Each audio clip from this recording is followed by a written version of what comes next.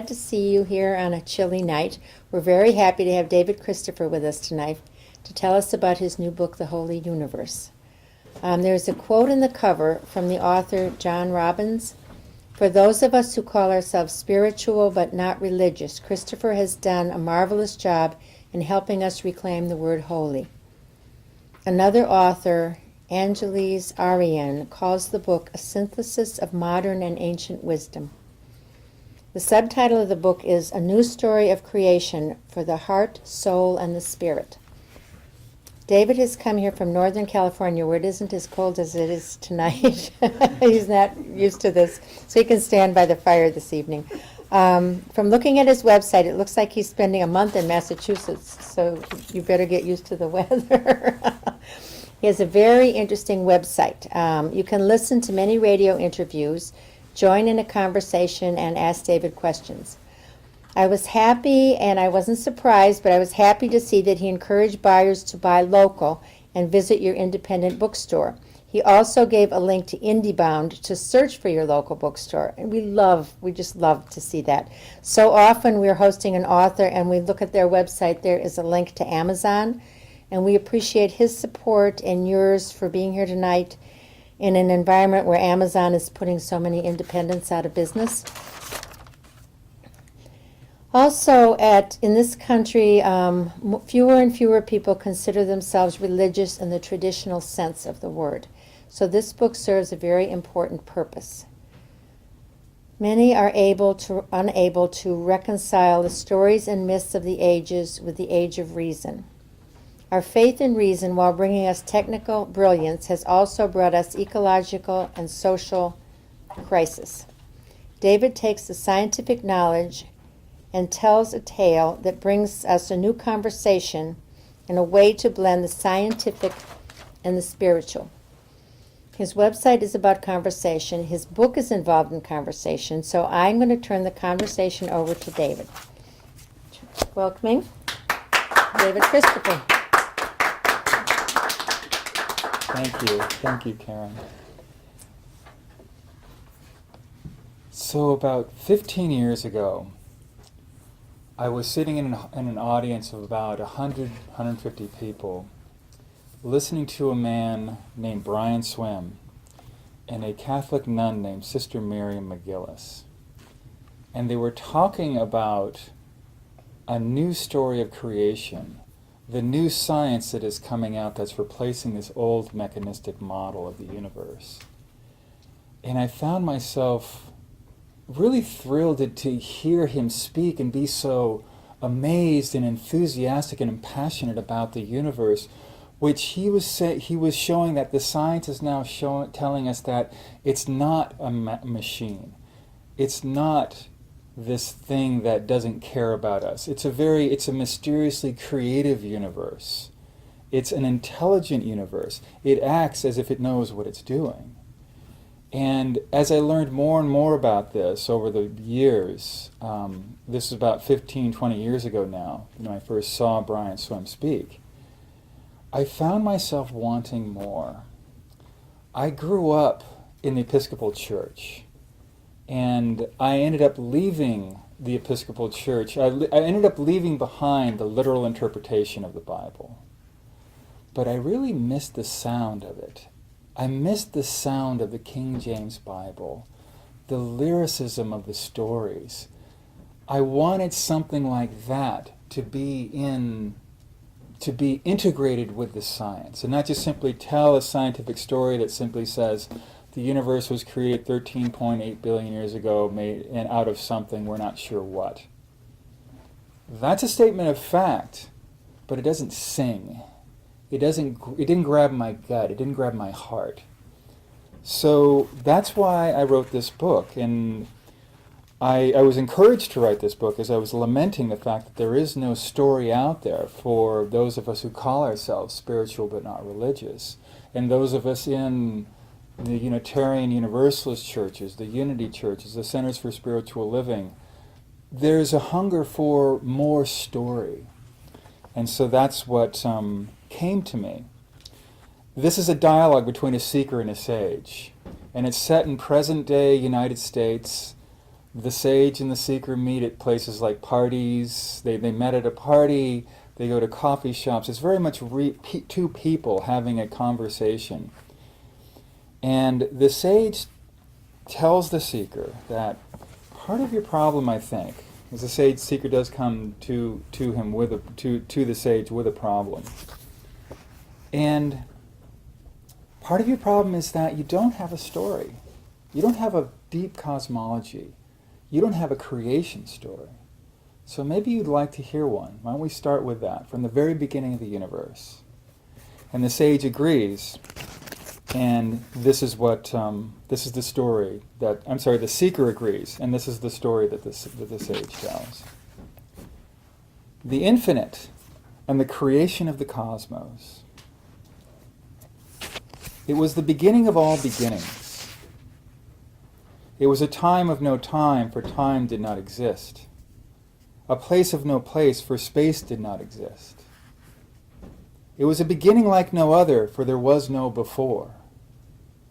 There was no time, there was no place. There was only the infinite and the unfathomable mystery. And the unfathomable mystery was all that was to be. And all that was to be was small, smaller than the tiniest particle, in the tiniest atom, in the tiniest dream. Although, there was nowhere from which to see how small all that was to be was. For there was no outside and no inside, no here and no there, no now and no then, no darkness and no light. There was nothing save a whisper of what might be. An infinitesimal, indescribable, unfathomable mystery. And out of the unfathomable mystery, the infinite called forth to itself. It called forth space. It called forth time. It called forth being. And in that ecstatic instant, the universe slammed exploding outward into existence with a jubilant and breathtaking beauty, brightness, energy, violence, power, and glory of a trillion newborn stars. It was a perfect explosion. 1/trillionth of a second slower and the universe would collapse back into itself unfulfilled. 1/trillionth of a second faster, and the universe would spin out, dissipating into nothingness, never to create galaxies, stars, planets, life, nor us. A perfect explosion. And in the instance of this perfect explosion, the infinite began a brilliant and fierce cycle of gloriously creating, violently destroying, and gloriously creating once more, as if it knew what it was doing. And that's the story that the sage begins with. And that is a scientifically accurate story, too. Science would agree with all that has been said here, but science doesn't typically tell it in that manner.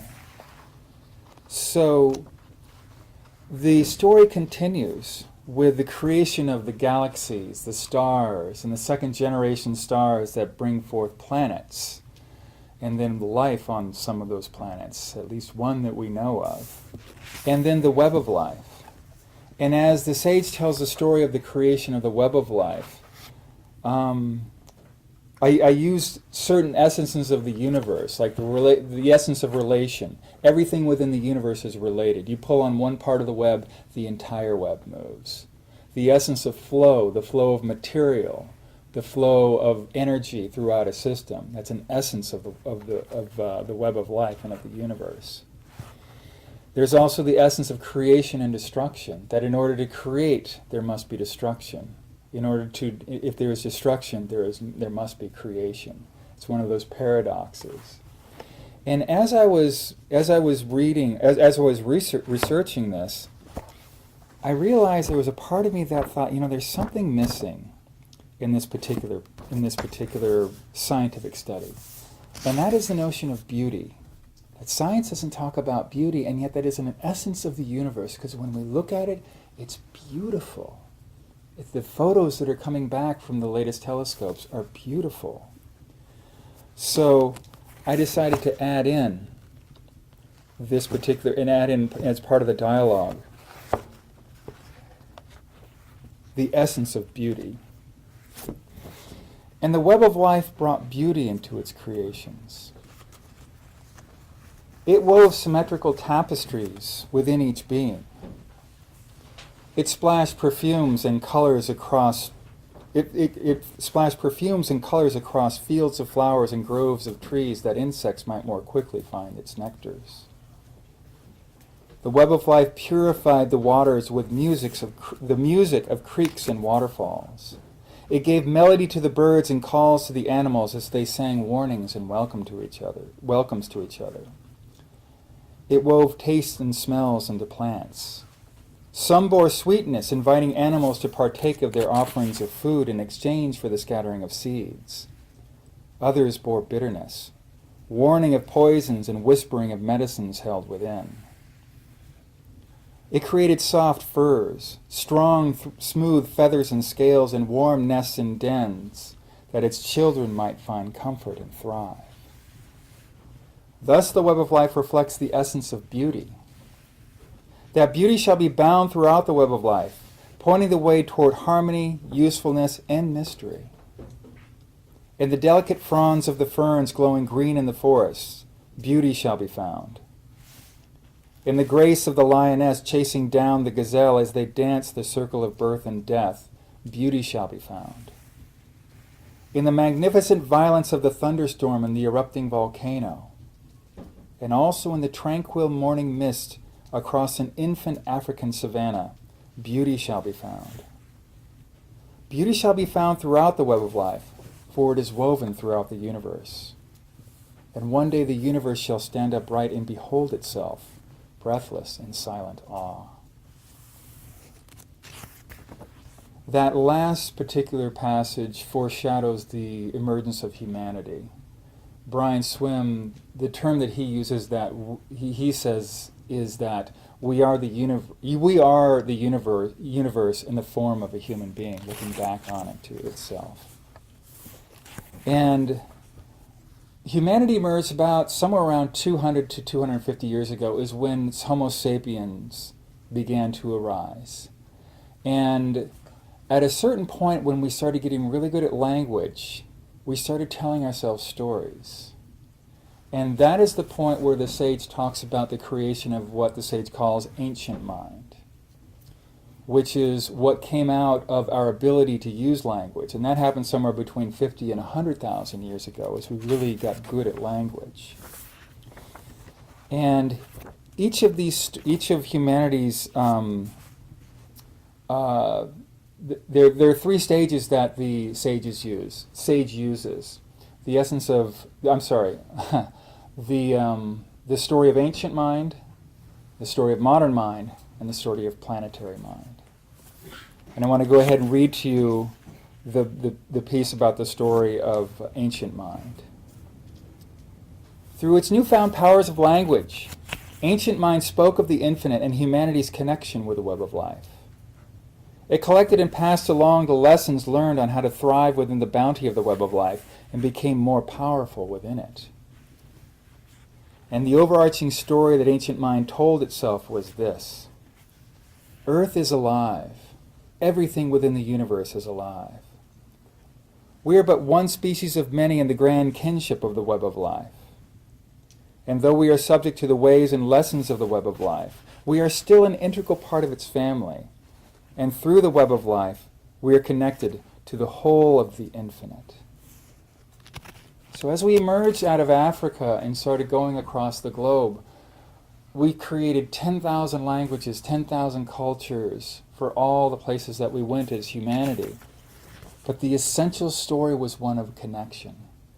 Our basic story was we are connected to each other, we're connected to the web of life, we're connected to the cosmos. Contrast that to about 10,000 years ago with the story of modern mind. And actually, before I continue with this, what I wanted to do was to turn to you, because I'm not the kind of person who loves to lecture for a long time and not hear what's going on with y'all. So what I'd like to do is, if you would take about a minute apiece, I'm going to break you up into twos.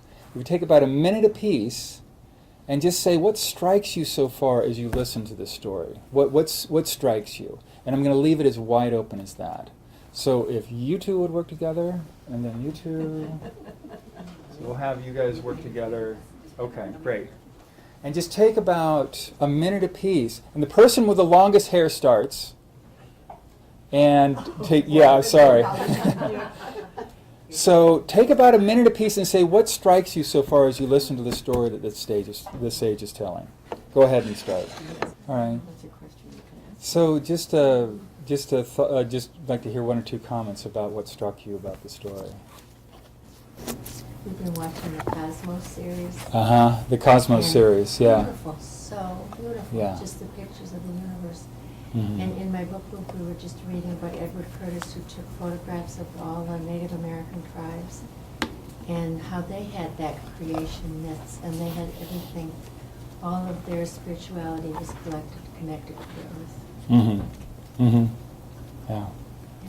And you were saying about science And how science and religion can come together more, because The idea of science and religion coming back together. yes, there's this. It seems to me just a big divide, and I came in late and part was trying to, come into understand. But I think the points that you were making are, really show how people, were able to talk about. I mean, it's more about their through language. They're able to talk about their beliefs and Mm-hmm. and how they come together, the web of life, right? So it's and I think actually in some ways that language has divided them more so, where they should come together more. Yeah. Well, and that's, from my perspective, is that science did a real disservice to itself when it started denigrating the humanities. If you go into a lot of universities now, the hard sciences are the most important sciences. Whereas I've actually heard one scientist say it actually shouldn't be called hard science and soft science. It should be called simple science, because it's a lot simpler. And the social sciences should be called the more complex sciences. But I imagine a lot of physicists wouldn't like that name. But because they're not using the humanities to tell their story, their stories don't get told. But there are so many of the TV shows that I've watched. The popular TV shows, or? The science-oriented ones. Mm-hmm. Where the scientists they speak in awe. Yes. About the universe, because they're literally looking at their telescopes. Yeah.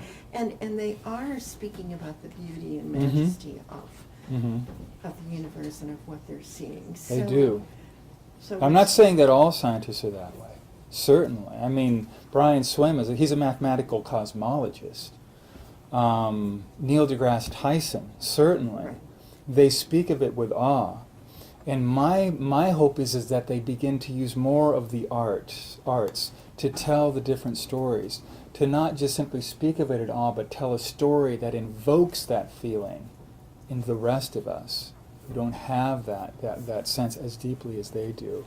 And it's so handy, it's so there. I mean, how many people do not stop, look at the stars on a warm night, maybe not tonight, but look at the stars, and after a while, so many of us kind of just drop down into a really peaceful, wonderful, awe-filled experience of that. So I certainly don't want to say that all scientists don't feel that way. So let me, oh boy, time was rolling fast. So let me go ahead and move on to the next story, which is the story that which is the story of modern mind. About 10,000 years ago, we started getting very serious as a species about systemic agriculture. And we started settling down into villages, which grew into cities, which grew into chiefdoms, which grew into civilizations and empires. And we began telling ourselves a new story of separation, that we're separate from one another, we're separate from the web of life, we're separate from the cosmos. And the earth was actually created only for us, for our sake. And we can do to it whatever we wish. And about 300, 400, 500 years ago, with the European Enlightenment, with the Renaissance, and with the whole scientific revolution, that revolution actually even denigrated whatever stories we came up with with our religions, saying that the universe, well, this is the story that modern mind began to tell itself. The universe is dead. The earth is only an insignificant rock spinning off into a lifeless cosmos. Humanity is a mere accident. Indeed, all of life is a vacuous accident. And while the universe somehow creates many fantastic things, and humanity is the pinnacle of this improbable process, humanity must struggle in unending competition and must dominate the web of life. For humanity is ultimately alone in and alienated from and must find its lonely, stumbling way through a decaying and meaningless universe. Thus modern minds set out to conquer and exploit what it saw as a dead universe that held no stories. I have a friend who was trained as a physicist, and when he read the manuscript and he read this piece, the comment he wrote in the margin is that, oh my God, this is exactly what I was taught when I was in university. This is what I was taught. And it wasn't explicitly taught. That was simply the worldview that was given to me through all of the lectures and textbooks. And it's that worldview that's behind a lot of what we've done to the web of life and we've done to ourselves. Not to say that modern mind hasn't done really wonderful things. I wouldn't be here if it weren't for modern mind's medical technology. I would not be here. And yet it's come at a very steep price that this third story, the story of planetary mind, which is now arising, hopes to reclaim the best of modern mind and the best of ancient mind, and seeing what emerges when we bring those two together. And this is the story that the sage tells about planetary mind. The creative force of the infinite flows throughout and embraces the universe, whole and complete, ever-changing, ever-creative, and ever-destructive. As the infinite plays and dances, as it seizes catastrophe to create anew, as it yearns for ever greater order, ever greater complexity, ever greater consciousness, and ever greater elegance, as it drives itself toward life. We are thus made in the likeness of the infinite. We are this creative force of the infinite, manifest in the form of a human being. We are an integral part of the ways of the universe and are subject to the lessons of the web of life. And along with the tiniest particles flashing in and out of existence, along with the most enormous clusters of galaxies stretching light years across, we too belong to the infinite. We too are a sacred expression of the infinite. It has always been thus. We never were separate. We can awaken to a deeper communion with Earth, know and love our place within her web of life, rejoice in her, and share in her bounty. And we do so with gratitude, respect, and humility. For we know that while we have learned much, there is still much to learn as planetary mind awakens within the holy universe.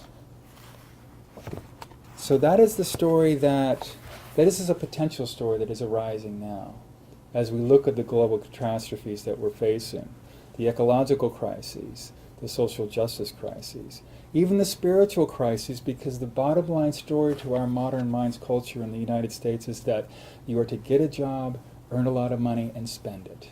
And that is, we're no longer citizens, we're consumers. And there is an emptiness in the middle of that story. That even though we have, I think we're 7 times wealthier, 10 times wealthier than we were in the 50s, we have so much more stuff, and yet we report that we're no happier. We missed a turnoff somewhere. So the sage starts to tell the story then of what is called the Great Transformation, the facing of these crises that is now becoming obvious to us. It's very possible that the weather we've experienced this winter is due to catastrophic climate change. Not global warming. That's too warm and fuzzy. The proper term for it is catastrophic climate change. We're experiencing it in California. The skies are a little bluer, but we are experiencing a drought that we haven't had in a long time. We're having 100-year storms every 10 years now. So something is happening that is driving this. And this, whether or not we make it through, is really entirely up to us. And whether or not we challenge not only of what we do individually from day to day, but the larger structures that are causing us to, as I drive my car, I'm contributing to the problem. So part of the work that needs to be done is to change the structures that require me to drive a car, that require me to buy food that's from way far away. And it's not a small, easy task either. So the second half of the book addresses the stories of modern mind that cause us. Why do we behave in this way? We're not a fallen species. We're not a flawed species. We've actually done a very brilliant job in fulfilling our ecological niche. But we're now going into dysfunction. And either we wake up and change that, or the web of life will figure it out for us. So the book also talks about how our smaller personal stories interact with the larger stories, and how we might reconnect with the cosmos on a personal level. And what I'd like to do is to read, there's two more pieces I want to read. I want to read this particular piece, and then I have a question for you guys, and then answer whatever questions you might have, and then I have another piece that I want to close with. So at this point, the sage and the seeker are at the shoreline, and they've been talking about what the sage calls the temple of the infinite, that it's time for us to not abandon, but to come out of our mosques and temples and churches and find the sacred everywhere, both inside our sacred places, but also outside, and reconnecting with the cosmos and the natural world in that way. And the seeker asks the question, okay, it's time. I have to bring my glasses out. I haven't admitted yet that I really need glasses this badly, but I do. At any rate, the seeker asks the question, are we really going to wake up in time? Are we really going to be able to make a change and turn the course of humanity? And the sage answers, I think we will. As I sit here in this temple and look out at the decorated sky, listening to the chorus of waves and shorebirds, I remember. I remember that the infinite has been driving itself toward greater order and beautiful complexity, to greater consciousness for billions of years. I remember I am bathing in this cosmic stream that carries me on this delightful journey. I remember that we are much larger than we think. We are not meaningless specks on an insignificant planet in a vast, heartless universe. We are instead dazzling flashes of brilliance on a tiny but delightful, sacred sparkle of stardust called Earth. The universe could not be 1 millimeter smaller and still be able to bring us into being. The universe worked patiently for billions upon billions of years to create us. There is a place for you in the universe, a place for you in the web of life. You never were separate from the infinite. She fell silent once again, and they sat basking in the starlight. So that is the piece that closes the dialogues between the seeker and the sage. In this particular book, they may be back, we shall see. But the question I have is, as I've been talking about a seeker and a sage, and you've been perhaps imagining two people in your mind talking, how many of you saw the sage as a woman? No. Go ahead. I don't think I really hadn't even. Yeah. We haven't Thought about it. we haven't had time to really dive into some of the dialogues. We can hear two people. How many saw the sage as a man? Okay, 1, 2. Probably partly because you are speaking. Yes, I'm cheating a little bit, aren't I? Yeah, because there's a male reading Male it. voice. Yes. However, I have heard female authors read, and people make the assumption. And okay, so male, female. How many just kind of really didn't see any particular gender for the sage? So for you, what did you see? I would say probably no gender. No gender. Yeah. Okay, I'm curious. What did you see, or did you see anyone? I saw more of a man. You saw more of a man. Now, the reason why I bring this up, and the reason why I think this is important, the sage's gender is not revealed until about the 15th page. And I wrote it in such a way, you may have heard me kind of dancing and saying the sage, the sage, the sage, the sage, and not using the personal pronoun she, to give you the experience that nearly all of my readers had when they came to page 15 and saw the personal pronoun she for the first time. And nearly all of them they circled the word and made some sort of comment, such as, oh, I didn't think the sage was a woman. Male, female, white, persons of color, most of them saw a man. Many of them saw 2 white guys.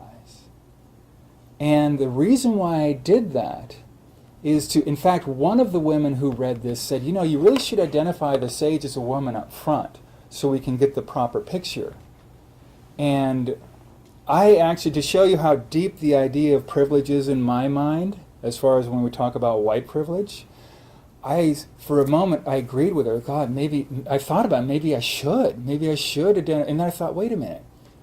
Why is it important for me to identify the sage as a woman ahead of time, but it's not important to identify the sage as a man, if the sage were a man? What if you never identified it at all? Just always but referenced the sage as I would bet, or the sage, or the given how many audiences I've talked with, I would bet they would still see it as a man. And the reason why this is important is that we are in a culture that does not see women as readily in places of power and intelligence and wisdom. That is part of the problem of modern mind. The idea that there are people who are less than, whether it's race or gender or class, is part of the same worldview that clear-cuts forests, overfishes the oceans, dumps pollutants in the atmosphere, and causes global warming. It's not a related issue, it's the same worldview. As Van Jones puts it, a worldview that sees throwaway people will also see throwaway species and throwaway bounty of the web of life. And so part of the work is to address the issues of why do we assume that sages are men. Now, the only place this has been that was different, when I spoke at a college, a class of college freshmen, half men, half women, it was no big, they didn't see, oh yeah, more of them saw a woman than I've ever seen. And when I said, this is a big deal, they said, well, really, is it that big of a deal? And it really gave me hope that, oh my God, they've grown up seeing women in power. They've seen women CEOs. They've seen an African American president, at least who has that ancestry. They're seeing that. And so that is part of what's changing. So that actually gave me a lot of hope. So that's part of the reason why I take some time and make it and point this out, because it's blind. When you have privilege, you're blind to it.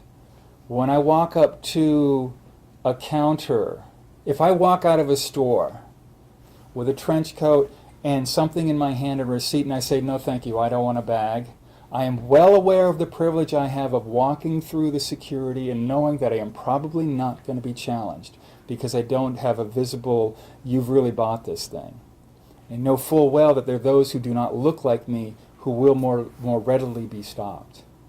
So this whole idea of privilege, it's actually a whole, there's actually a book called Unraveling Whiteness There are many other books that are starting to come out that really address the issues of privilege. And it's very hopeful because those folks who are working on social justice are working on the same thing as the folks who are working on ecological issues. And once they see across their divides, they're going to be even more powerful than they already are. So that was my question for you. Go ahead. One can only hope. One can only hope.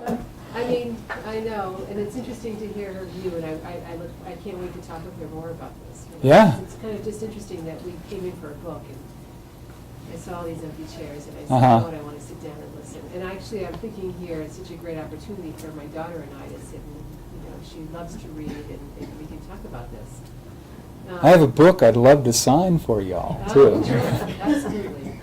And, you hope, because, so much of the modern world that you're describing is so really hasn't changed much from ancient world, really. You can go to places of despair so easily. Yeah.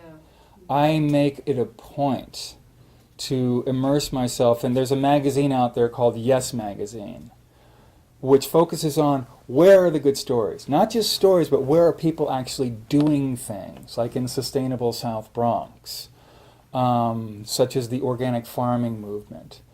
And what are people doing who are, yes, there is that, and we're facing that reality that modern mind has put out there, but we're still going to do something about it anyway. And it's hard. I mean, I go into that point of, my God, it's too big. How can it really change? And yet, what sounds like more fun? Right. We can at least try. That's the worst that could happen, is that we try and maybe it doesn't come to fruition in our lifetime, or in the way that we think it ought to. Or who knows? It certainly is a lot more fun to live in a way of, I'm going to see what calls to my heart, see what the world needs, and go do that. See where the intersection of what calls to my passion with what the world needs. So, go ahead, please. Question. Did you write this with the, Americans as your audience? Primarily. Yeah. I mean, yeah. Based Although upon I've gotten sort a little bit of interest from folks in Europe too.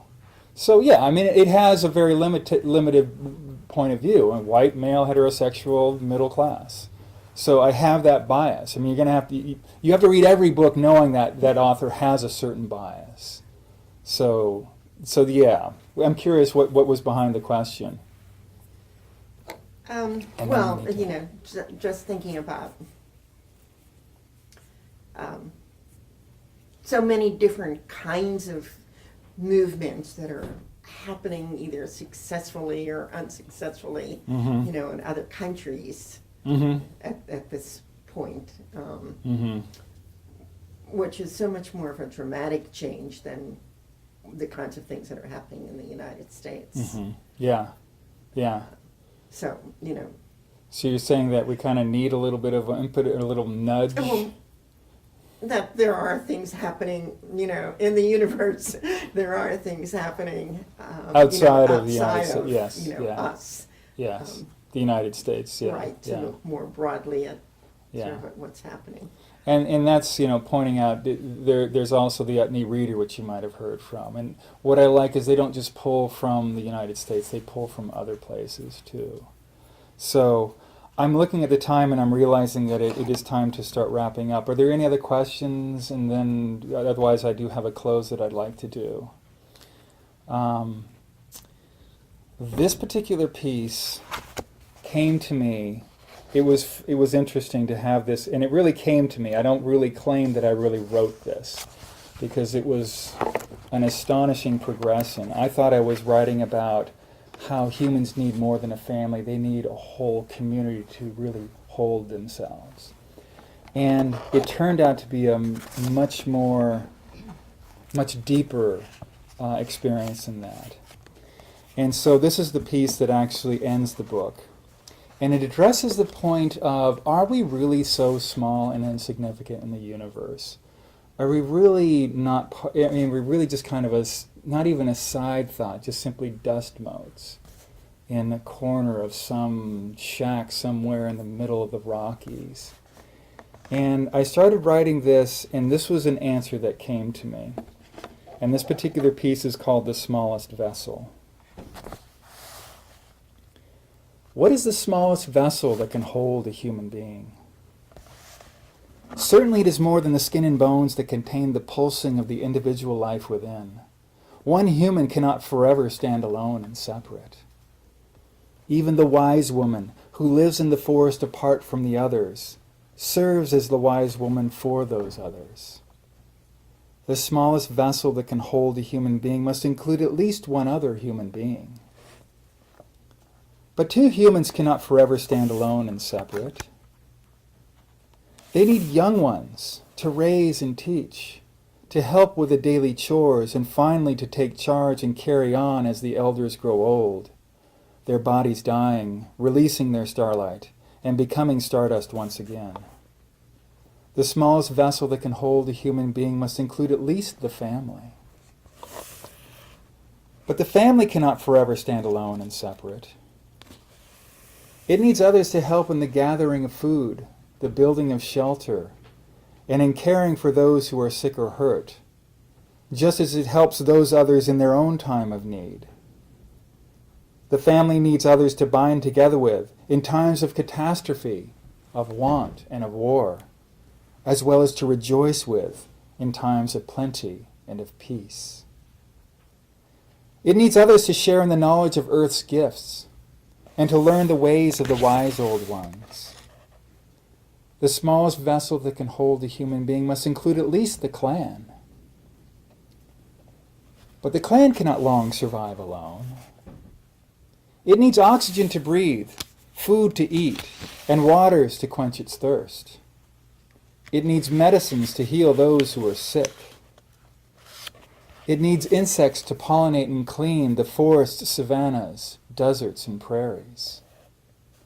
It needs jaguars, hawks, turtles, sparrows, trees, flowers, vines, and all manner of animals and plants, both seen and unseen, to teach the wordless songs of the infinite. The smallest vessel that can hold a human being must include at least the whole of the web of life. But the web of life cannot long survive alone.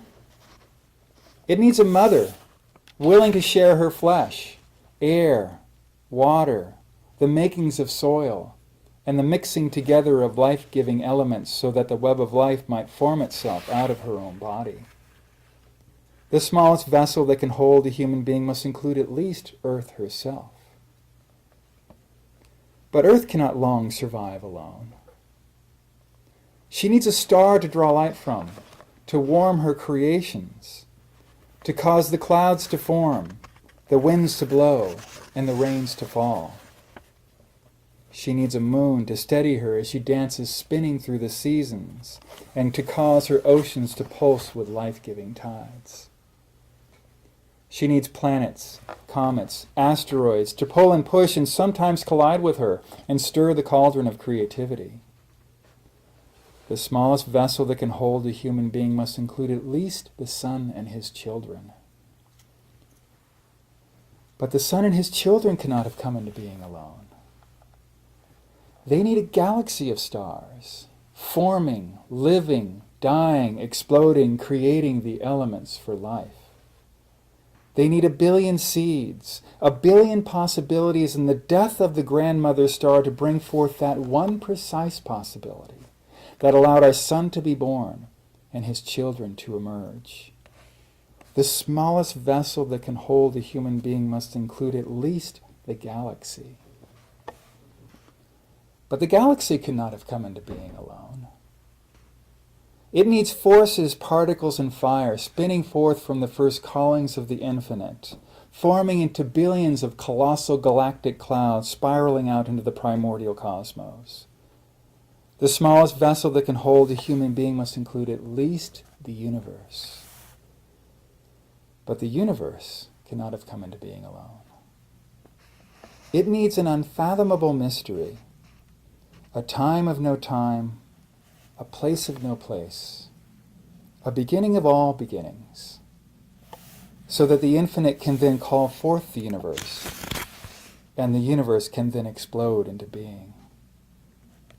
Therefore, the smallest vessel that can hold a human being, that can hold you yourself, and hold all beings must include the whole of the infinite, at the very least. Thank you so much. I appreciate it. All right. Thanks. I kept thinking of Native American stories too. Yes. All the creation myths. Yes. Yes. So much of And it. also so much of this too, that Cosmos, which is on Sunday night, it's beautiful. It's like visual effects for your talk Uh-huh. with those pictures from space. Very soon. Yeah, yeah. So thank you very much, and thank you for coming out in the cold.